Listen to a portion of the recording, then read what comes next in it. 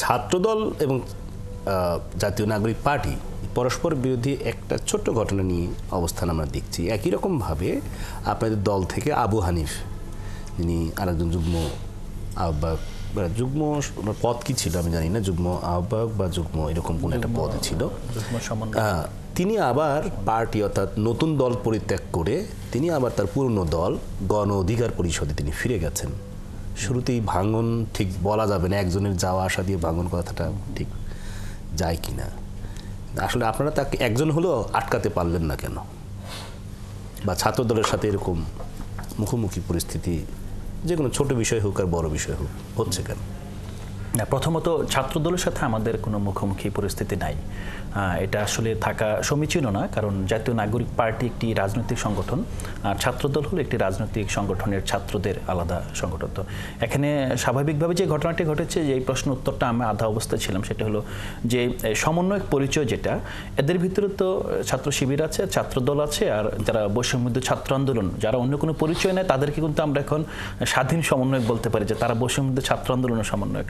এখন যখন north south university কিংবা গুলশানে আসার পর তাদের যে দু তিনটা পক্ষ আছে, এই পক্ষ তো সবাই তো একটা পরিচয়ই এখন পরিচিত। এখন এই যে পরিচয়ের একটা দ্বন্দ্ব তৈরি হচ্ছে, যে এখানে কে কার পারপাস সার্ভ করছে, তো এই প্রেক্ষাপটে কিন্তু আজকে নাহিদ ইসলাম আপনারা খেয়াল করেছেন যে মিডিয়ার প্রশ্নের উত্তরের প্রেক্ষিতে বলে দিয়েছেন যে আসলেই যেহেতু এই সংগঠনগুলো ছাত্রদের জন্য আলাদা সংগঠন হয়েছে, যারা আগের সংগঠন ছিল তারা সেখানে ফেরত গিয়েছে, নতুন রাজনৈতিক দল হয়েছে, তো সেই অর্থে তো আসলে তাদের আসলে অস্তিত্ব থাকার কথা না, যে সমন্বয় কিংবা ছাত্র আন্দোলন। এখন সেটা হয়তো বা ফার্দার মানে থাকার মানে সেই অর্থে থাকার কথা না, মিনস এখনো আছে। আর পার্টি থেকে চলে যাওয়ার বিষয়, পার্টিতে চলে যাওয়ার বিষয়, সেটা মূলত আপনারা জানেন যে আমরা চেয়েছিলাম যে গণঅভ্যুত্থানের মাধ্যমে যেই পক্ষগুলোর মধ্যে একটা ঐক্য তৈরি হয়েছে, রাজনৈতিক দলে যারা অংশগ্রহণ করতে চায়, হ্যাঁ, তারা যাতে সবারই অংশগ্রহণ থাকে।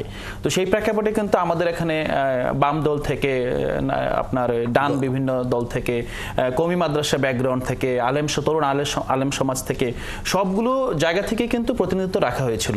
গণ অধিকার পরিষদের যেই নেতাকর্মীরা তিনজন এখানে এসেছিলেন, তারা মূলত তাদের যেই সেখানকার রাজনৈতিক হতাশা ব্যক্ত করে তারা নতুন সংগঠনে যোগ দিয়েছিলেন। আপনারা জানেন যে আজকেই আমাদের জাতীয় নাগরিক পার্টির প্রথম সাধারণ সভা অনুষ্ঠিত হয় এবং পরিচিতি পর্ব, আমরা 200+ যারা এখানে নেতাকর্মী আছি আমরা একে অপরের সাথে পরিচিত হই। এখন পরিচিতি পর্বের আগেই যখন তারা তাদের পুরনো সংগঠনে ফিরে যায়, আমার মনে হয় যে এটা খুবই বড় আসলে কোনো ব্যাপার আমাদের জন্য না, বিকজ আমরা তো পরিচিত হওয়ার সুযোগ পাইনি। মানে ছাত্রলীগ, নিষিদ্ধ ছাত্রলীগ বা আওয়ামী লীগ বা এই ধরনের কোনো ব্যক্তি বা কেউই পরিচয় গোপন করে ভিন্ন নামে জাতীয় নাগরিক পার্টিতে যোগদান করছে? আমরা এখন পর্যন্ত জাতীয় নাগরিক কমিটি মূলত কেন্দ্রীয় কমিটি হয়েছে। আপনারা জানেন যে পরবর্তীতে মহানগর কমিটি হবে, বিভাগীয় কমিটি হবে।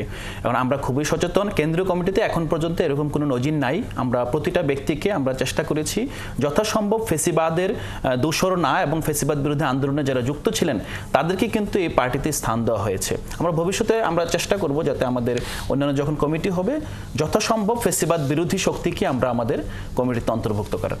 আচ্ছা।